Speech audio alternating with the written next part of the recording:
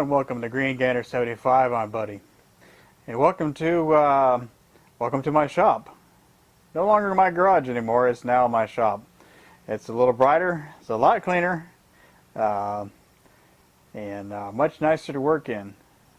So, welcome back. So, as you can see, I've been fairly busy over this past month, working on getting things reorganized and cleaned up and much nicer to work on.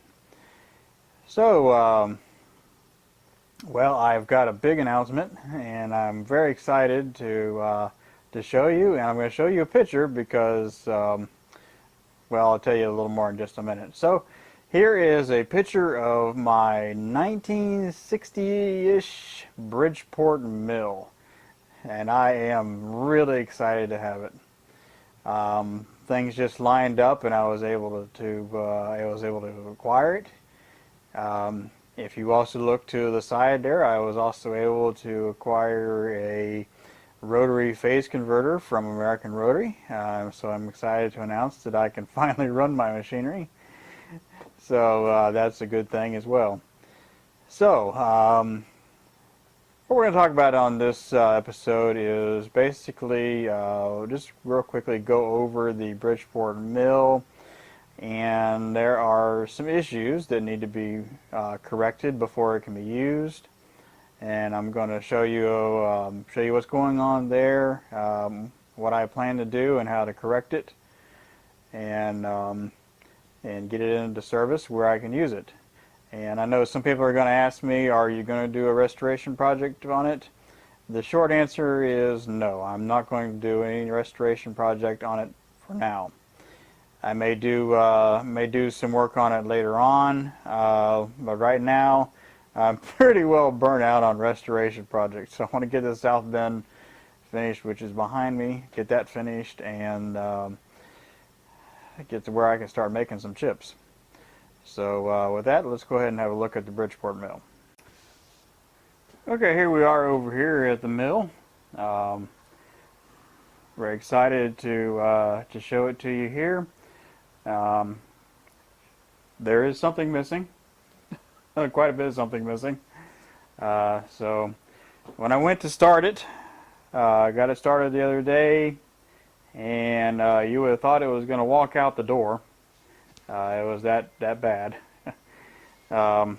So some serious vibration issues in the upper portion of the head.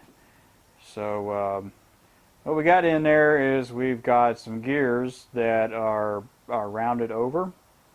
This is actually, been doing some research on it. It's actually not a very uncommon issue, but it's where the gears mesh together for the high and low speed, specifically for the high speed, when not in back gear. You have to excuse me, I'm a little bit, I'm not terribly familiar with the Bridgeport mill. I've never even turned one on until just 2 days ago. This is until about a month ago. This is actually the closest I've ever even been to one. So I'm still learning. I'm still getting a feel on the terminology and everything and how it works and what I'm looking at so, but it seems like it's going to be a pretty good piece of machinery here. Of course, it's missing some things. It's going to need some handles and various knobs and a few things. But the main issue is the issue with those gears. Getting that repaired. I checked around with some companies. I think I've got a good line on some replacement parts. It's just going to take me a little while to save up for it to get that repaired. In the meantime, I'm just going to have to seal this up real tight, keep the dust out of it, and hopefully get it repaired here within the next few months.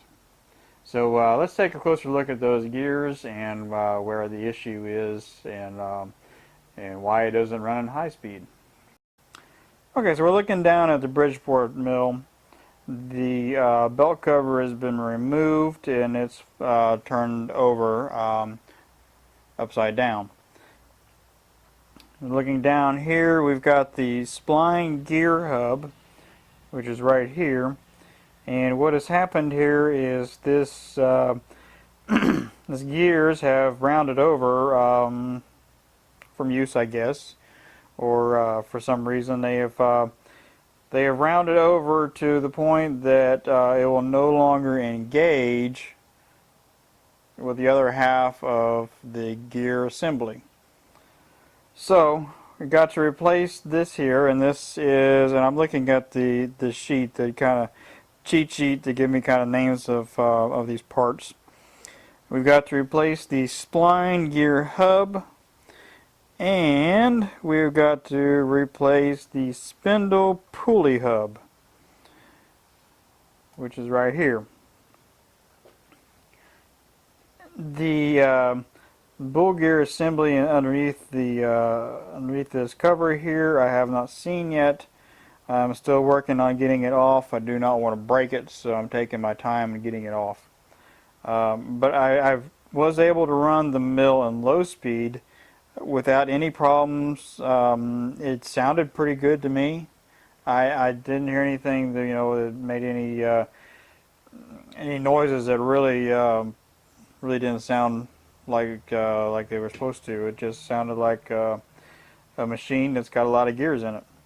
So everything to me sounded pretty good when it was in back gear. When it was in high speed, it was a whole nother story. You would have thought it was going to walk out the building with the way it was knocking around. And which is clear now, the reason it was knocking around was these teeth were not engaging, so it was just pretty much riding over the top of these teeth. So, going to replace this, since we've got this apart, this upper part here, we're going to go ahead and change out all the bearings, re-grease everything, get it cleaned up real nice. I am not working on any of the paint. I'm not doing any kind of restoration work on any of that. Right now I'm just wanting to get it up and where I can use it and start making some chips, because, well, quite frankly, I'm ready to make some chips. So that's where we stand with this. I think it's going to be some challenging, some challenges involved in getting this, getting all this changed out. But if I could repair and rebuild the gear assembly on the south bin, I'm pretty sure I can handle this. So it's going to be a couple months down the road. I don't really have the money to buy these parts just yet. So be a few months down the road once I get a little bit of money saved up, and then I'll go ahead and get the parts and get this changed out, and hopefully get this mill up and running, and learn how to use it, because, like I was saying, I've never used a mill before in my life. Until now, I've never even stood near a Bridgeport mill. So I've got a lot of learning to do, and of course I'll bring y'all along to watch me learn. Okay, so I think that is it for this. I'm going to go ahead and put it back in. I've got it all in a Tupperware container, keeping it nice and dust free. So I'm going to go ahead and put it back away, and I'll turn the camera back around for just a minute, and I guess that'll probably be it for this video. Okay, so that's a brief look at the Bridgeport mill. I think it's going to need a little bit of work, but I think otherwise it's going to be a nice mill once we get it going.